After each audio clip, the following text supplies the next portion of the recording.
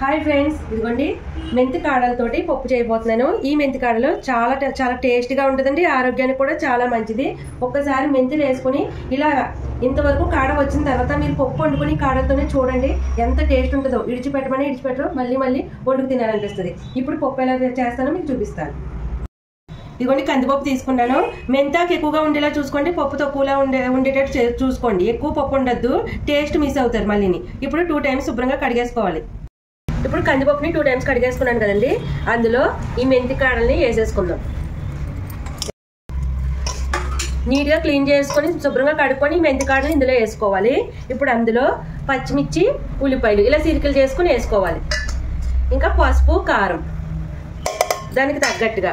ఇప్పుడు ఒక 2 గ్లాసులు వాటర్ వేసుకోవాలి. అంతేనండి. ఇప్పుడు ఒక 4-5 విజిల్ వేయిందాం. మనకి విజిల్ వెళ్ళిపోయిందండి, గాలి చూసారా. పప్పు మెంతి కాడలు ఎలా ఉన్నాయి, ఇదిగోండి కాడలు చక్కగా ఇలా కలిపేసుకోవాలి. మొత్తం మనకి కాడల కింద ఉంటుంది, గొంతుకు అడ్డం పడుతుందేమో అలా ఏమనుకోవద్దు. అవి లేతగా చక్కగా ఉంటాయి. ఇలా కలిపేసుకోండి. కొంచెం మనం ఉప్పు వేసుకోలేదు, కొంచెం కల్లుప్పు తగినంత దానికి తగినట్టు వేసేసుకోండి. ఇప్పుడు ఉప్పు అది కూడా బాగా కలిసేటట్టు కలిపేసుకోండి. ఇదిగోండి ఇలా కలిపేసుకోవాలి.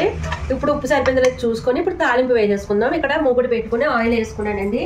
అందులో 1 స్పూన్ ఆవాలు, 1 స్పూన్ జీలకర్ర,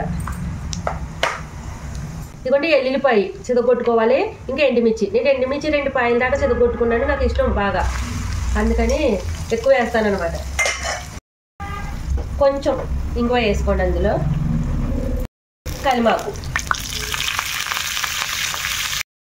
ఇదిగోండి మనకి తాలింపులన్నీ వేగిపోయినాయి. ఇప్పుడు మనం పప్పులో తాలింపు వేసేసుకుందాం.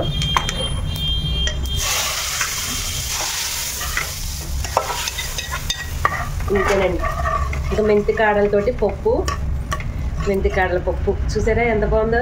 టేస్ట్ అయితే వేరే లెవెల్ ఉంటుంది అనమాట, అదిరిపోతుంది.